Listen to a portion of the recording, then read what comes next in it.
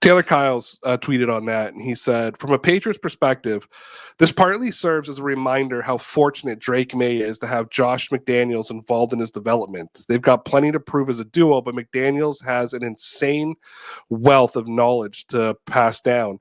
So people might not like the play calling, which, as you know, I was fine with the play calling on Sunday, even though Kevin criticized it as well. I thought the play calling was fine. Mac Jones had a big game on Sunday, but I want to remind everybody they were playing the Saints. Right. And I want to remind everybody that he's playing on what could be one of the most stacked rosters in football. Right. And I think the scenario that Mac Jones was in, I could have had a decent game.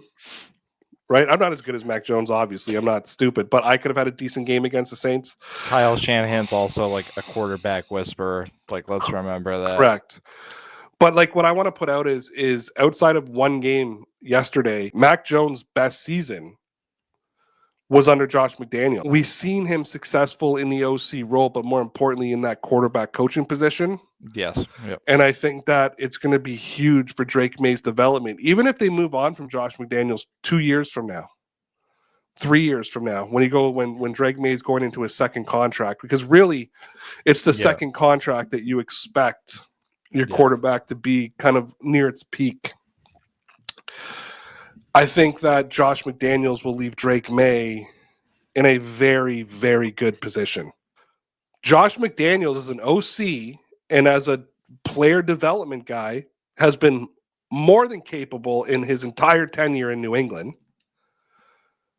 He might be a terrible head coach, but he's been more than capable.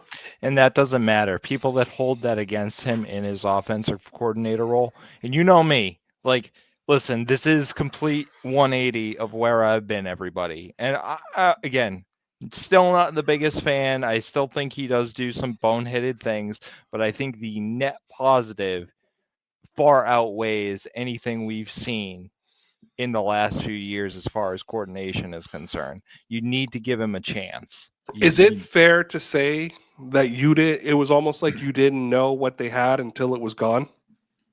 Yeah, and I've said that to you privately.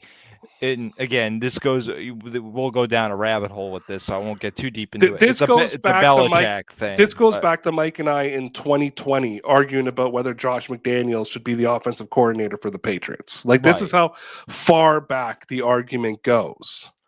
And I was always a McDaniels guy. Yeah. Mike wasn't. It was fine. We had arguments. And for 3 years, I just kept messaging Mike going, be nice if we had Josh McDaniels, wouldn't it? Yeah. Hey, the one thing I will say as far as when you mix things, I think Vrabel and McDaniels is a good mix. I think you saw it in the comeback this week.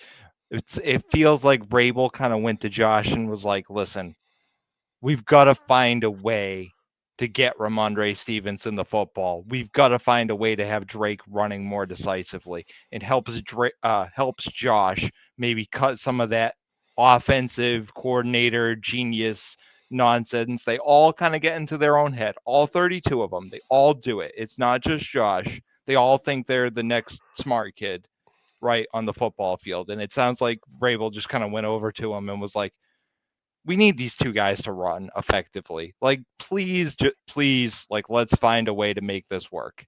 And it did. They made it work. So that's why I'm reassured too. It sounds like Vrabel and McDaniels, that combination again is what they need.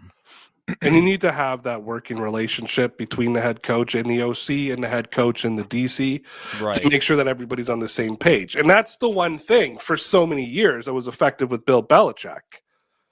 Unfortunately, all those personnel kind of became sycophants and yes men to Bill Belichick. Right. And I think back to the 2016 championship game when the comeback against the Falcons. And when I say that coaching staff, and I want you to put yourself back in 2016, I guess it would have been February 2017 at that time, 2016 season. But I want you to put yourself back in that moment. And I said to you, the Patriots have Bill Belichick as the head coach, Josh McDaniels as the offensive coordinator, Matt Patricia as the defensive coordinator, and Joe Judge as the special teams coordinator. That was the best 1, 2, 3, 4 in the NFL at that time. Now, there might have been some better coaches here and there, but that group was phenomenal, but that all came from the tutelage of Bill Belichick. Mm-hmm. I felt once Josh McDaniels left, there was nobody left to challenge Belichick. I think that Josh could, if you go back and watch, and then we'll wrap this up. Yep. But if you go back and watch I think it's after the Seahawks, the Do Your Job documentary, and they're talking about, I heard Josh on the headset, like doing this and doing that, but they were talking about a defensive play. So Josh McDaniels was in a discussion about the Patriots defense. Right. Because why wouldn't you bring in a guy that understands offense the way Josh McDaniels does and not have him in the conversation when it comes to defense? Yeah. But I also remember they showed a clip of training camp, and it was basically Josh McDaniels telling Belichick, like, this is stupid, it's Xerox, it's blow the whistle, run again, we need to do something to... And it just seemed like really insignificant. But when you start to look at the history of the Patriots after McDaniels left, right, who was there to challenge him? Gerard Mayo is a former player. He's not going to challenge Belichick. Matt Patricia thought his coaching career could be over after Detroit. He's, like you said, the highest of the sycophants. Like, if you went on the list, like, that's his number one modern disciple. So yeah, you absolutely can't. Gerard Mayo, Matt Patricia, Joe Judge.